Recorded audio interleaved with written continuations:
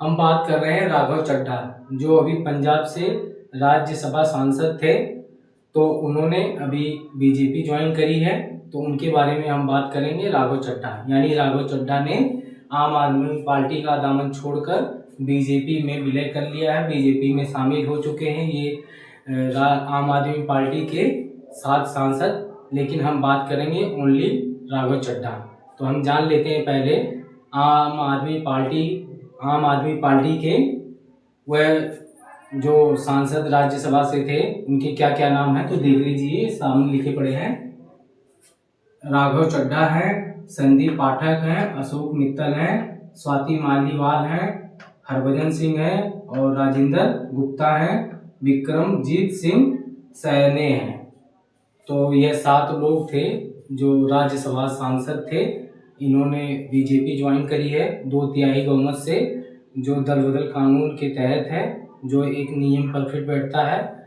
इन लोगों ने इसलिए 2/3 बहुमत का सहारा लिया क्योंकि इनकी जो सीटें हैं राज्यसभा की, ये बरकरार रहे, इनको बर्खास्त ना किया जाए, मतलब आम आदमी पार्टी के द्वारा। तो ये 2/3 बहुमत के आधार पर अपने आप को बीजेपी में ज्वाइन करे हैं। तो बात करते हैं अब राघव चड्ढा यानी राघव चड्ढा आम आदमी पार्टी से कब जुड़े, यानी जब अन्ना हजारे ने लोकपाल कानून के ऊपर, रामलीला मैदान के ऊपर जब उन्होंने अनशन पर बैठे, तो उस समय अरविंद केजरीवाल व अन्य नेता व उनके जो समर्थक थे वह भी बैठे। लेकिन जब सरकार से कोई आश्वासन नहीं मिला, न कोई जवाब मिला, तो मौजूदा सरकार की उपेक्षा के कारण जो रामलीला मैदान पर बैठे थे, तो उन लोगों ने एक नई पार्टी का गठन करने की सोची। तो पार्टी का नाम रखा गया आम आदमी पार्टी। तो आम आदमी पार्टी में ही उस समय से ही राघव चड्ढा जुड़े हुए हैं। तो राघव चड्ढा उस समय चार्टर्ड अकाउंटेंट थे। उस समय उनकी आयु लगभग 23 या 24 साल रही होगी। और जन्म की बात करें तो 1988 की इनकी पैदाइश है। और बात करते हैं 2012 से जब ये जुड़े, तो जब 2012 से जुड़े तो 2019 तक यह उनके समर्थन के रूप में और अरविंद केजरीवाल के नेतृत्व में काम करते रहे। फिर 2019 में उन्हें दक्षिणी दिल्ली से लोकसभा सीट के लिए उनको आवंटित हुई लड़ने के लिए। तो जब वह लड़े तो इस चुनाव में वह हार गए। जब वो हार गए, लेकिन हारने के बावजूद उनका एक चेहरा बन चुका था, जिसको दिल्ली की जनता व अन्य जनता उनको जानने लग गई थी। और पार्टी में उनकी अच्छी खासी पकड़ थी और पकड़ हो गई। फिर उसके बाद चुनाव आया 2020 का। तो 2020 में वह राजेंद्र नगर से टिकट मिलती है। फिर उसके बाद वह चुनाव जीत जाते हैं। फिर जीतने के बाद सरकार में एक महत्वपूर्ण भूमिका निभाते हैं और महत्वपूर्ण पदों पर बने रहते हैं। और महत्वपूर्ण पदों पर बने रहने और सरकार से अच्छा संपर्क होने के नाते उनका दबदबा कहें या मुख्य चेहरा कहें, जनता जिनको पसंद करने लग गई थी और सरकार पसंद करने लग गई थी और जो शीर्ष नेतृत्व के लोग थे वो पसंद करने लग गए थे। तो उनका पार्टी में अच्छी पकड़ और अच्छी पहचान थी। तो कुछ इस समय के साथ वह आगे बढ़ते रहते हैं। फिर उसके बाद 2022 में उनको पंजाब से राज्यसभा सांसद बना दिया जाता है। राज्यसभा सांसद बनते हैं। फिर उसके बाद फिर जब ये आम आदमी पार्टी जब सत्ता से बाहर होती है, तो जब बीजेपी की सरकार आती है दिल्ली में, तो होता ये है कि इनके ऊपर शराब घोटाला, अरविंद केजरीवाल के ऊपर शराब घोटाला या शराब नीति के ऊपर केस दर्ज होता है, उनको जेल में बंद किया जाता है। तो उस समय जितने भी नेता थे आम आदमी पार्टी के, तो आम आदमी पार्टी के जितने भी नेता थे वह उनका विरोध कर रहे थे, अनशन पे बैठ रहे थे, जहाँ पे वह मतलब अरविंद केजरीवाल के समर्थक के रूप में मौजूदा सरकार बीजेपी सरकार का विरोध में नारेबाजी कर रहे थे। तो उस समय मौजूद जो राघव चड्ढा जी थे, तो उनके समर्थक या साथ उनका नहीं दे रहे थे। आंख का बहाना बनाकर वह विदेश में अपना इलाज करने के लिए 2.5 से 3 महीने के लिए वह बाहर थे।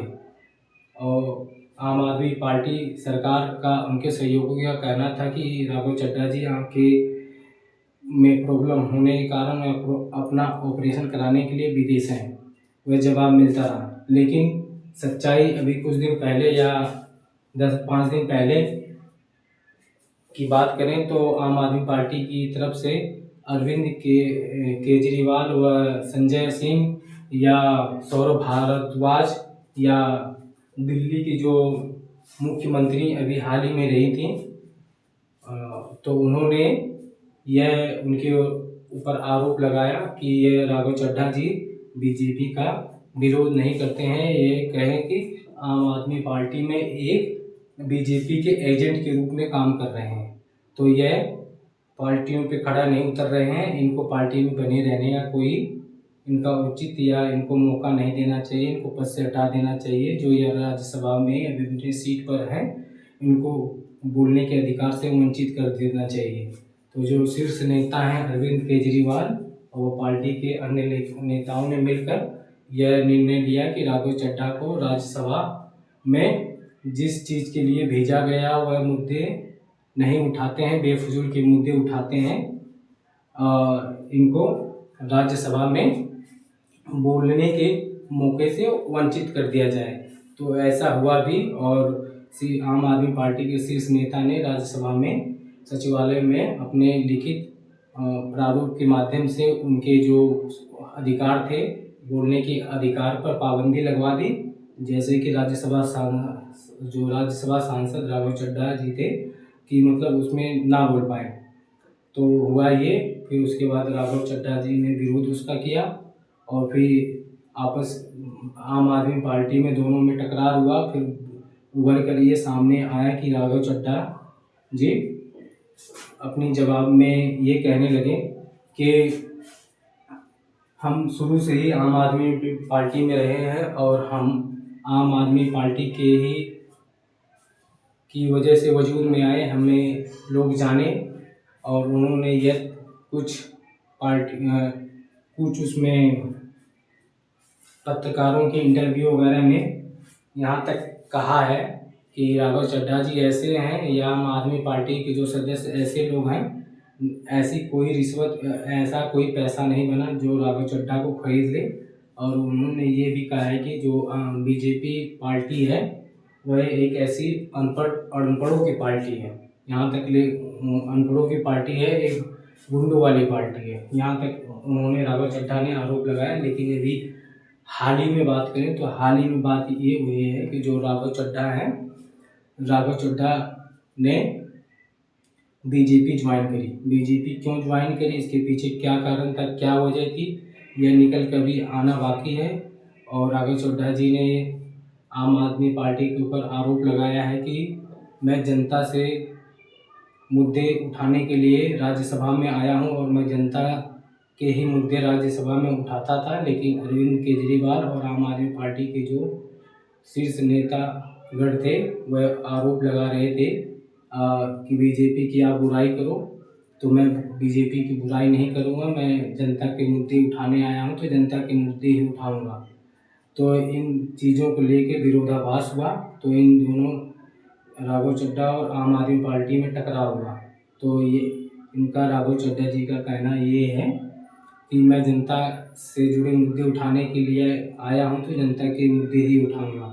लेकिन आदमी पार्टी के शीर्ष नेताओं द्वारा कहा गया है कि ये ईडी और सीबीआई से खौफ खा के डर गए हैं। इनको ये डर सता रहा है कि मोदी जी या अन्य जो बीजेपी के शीर्ष नेता हैं इनके ऊपर ईडी या सीबीआई ना लगाकर इनके ऊपर छाप मार के इनके जेल में ना बंद कर दें।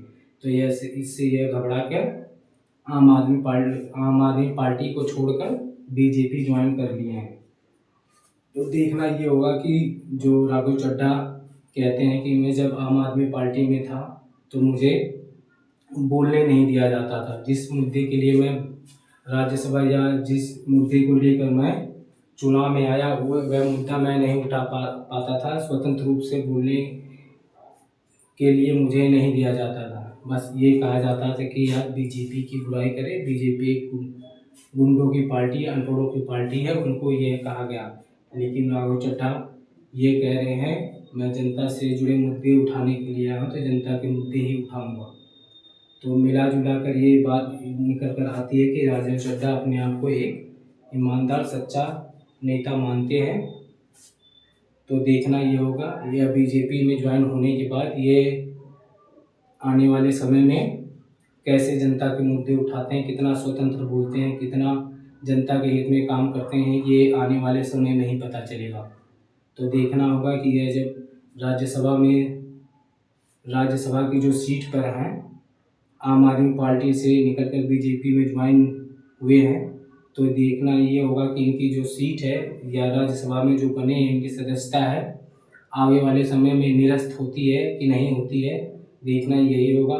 यह अपने पद पर बने रहते हैं कि नहीं बने रहते हैं, ये काम कर पाते हैं कि नहीं कर पाते हैं, या स्वतंत्र रूप से जनता के मुद्दे उठाते हैं, या जनता के मुद्दे में बीजेपी अगर अड़चन आती है तो उस समय राघव चड्ढा जी चुप रहते हैं, या जनता के मुद्दे उठाते हैं, या बीजेपी का विरोध करते हैं। तो देखना यही होगा, निकल कर सामने क्या आता है। आने वाले कुछ समय में यह स्थिति स्पष्ट हो जाएगी, देखना यही होगा। तो अभी के लिए इतना ही। आप लोग समझ गए होंगे मुद्दा क्या था और निष्कर्ष निकल कर क्या आया। आने वाले समय में राघव चड्ढा कैसा जनता के मुद्दे उठाएंगे। तो अभी के लिए इतना ही। धन्यवाद।